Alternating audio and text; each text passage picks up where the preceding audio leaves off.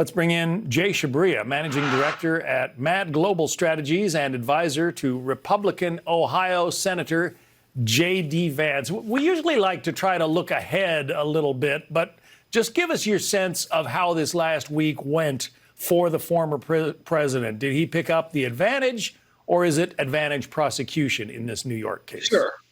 So here's the thing. When you look at the rally and you look at what's going on in the courtroom, you remember when John Edwards used to campaign and say there was two Americas? And I really think that that's more evident now than it ever has been before. In the courtroom, and if you listen to the mainstream press, Donald Trump had a rough week. But when the American people are viewing this, they're looking at this as being a sham election, a very political prosecution on Alvin Bragg's part and the judge, who should have recused himself as well too. So while there are murky facts going on in the courtroom, the fact of the matter is that there's a lot of people that are viewing this thing as a completely political sham, and that's playing in Donald Trump's favor. So I think that's where the advantage goes to him. And look, those pictures that you're showing in Wildwood, New Jersey, they're unbelievable. I mean, I watch them and I'm just like amazed that many people are out there supporting President Trump this early in the campaign. It's an amazing thing. Yeah, you have to be committed to something to want to go line up days in advance and, sit in the rain and sit in the sun just to hear somebody speak.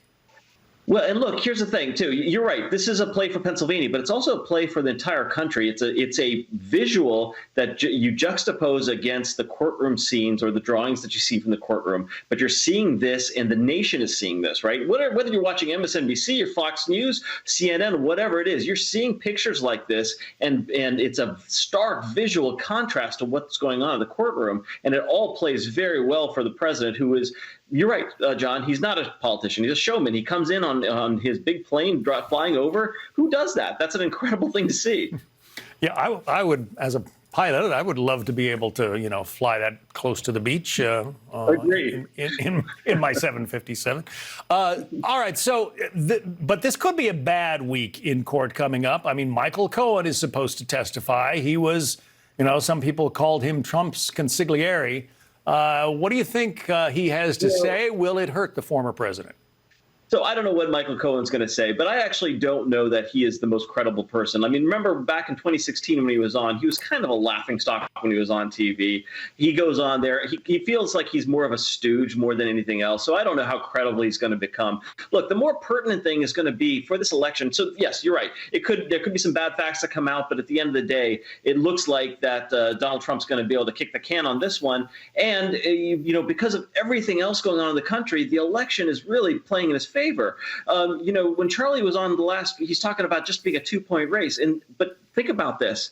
This could be closer to a Donald Trump landslide than a Joe Biden victory. Look, there are going to be a lot of close races here, but when I do campaigns on the ground here, I'm just seeing the enthusiasm for Trump, and it's pretty remarkable right now. The Fani Willis case in Atlanta, she brought charges against the former president.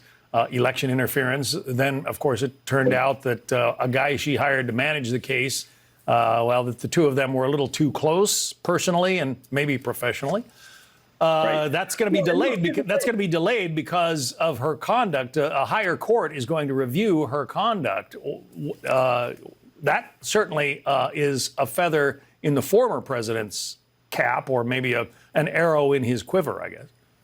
Well, I think it's another misstep by the Democrats, who are so partisan in trying to take him down.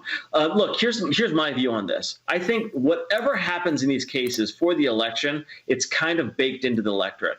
I think the American people pretty much agree he's not a perfect person. He probably had some dalliance with the law, but at the end of the day, they want to see him on the ballot, and they remember what it was like 4 years ago, versus what it is like today. I mean, look at prices. We talk about inflation, and we use words like inflation or costs or wages, but that doesn't really get to what it really means to the average person. Most folks, most of the political pundits, they live in D.C., and they don't actually come out here to the heartland and actually see what people are going through.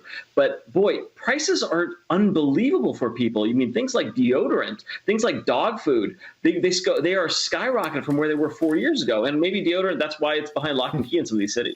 I had to renew my P.O. box this morning, and I was shocked because the price for a P.O. box rental has just about doubled. And I said something everything. I said something to the clerk about how, wow, I said, wow, they've gotten really expensive. He said, everything is more expensive. And I guess I actually happened to talk to a multi-millionaire a few weeks ago, and he said, it never really hit me until I bought some Tic Tacs at the store the other day and how much there are. So even if a multi-millionaire is feeling it, think about what the average person's going through. Yeah.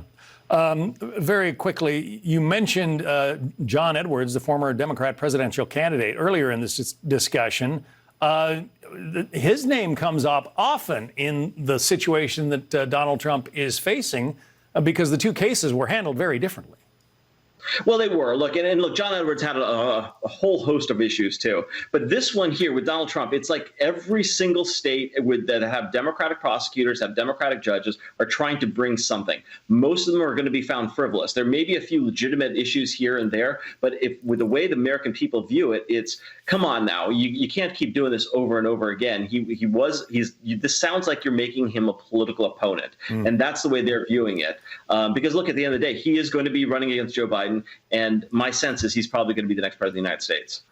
A lot of people in New York City would like to see Alvin Bragg spending all that money on, prosecuting muggers and rapists and murderers, not so much the former president. Sure, that's a lot of taxpayer dollars. And look, you look at all of the crime issues in New York City. You look at the immigrant problem. Yeah. There's a lot of things that could be better use of that money in New York City right now than this prosecution. Jay Chabria, good to talk to you. Thank you. Thanks, John.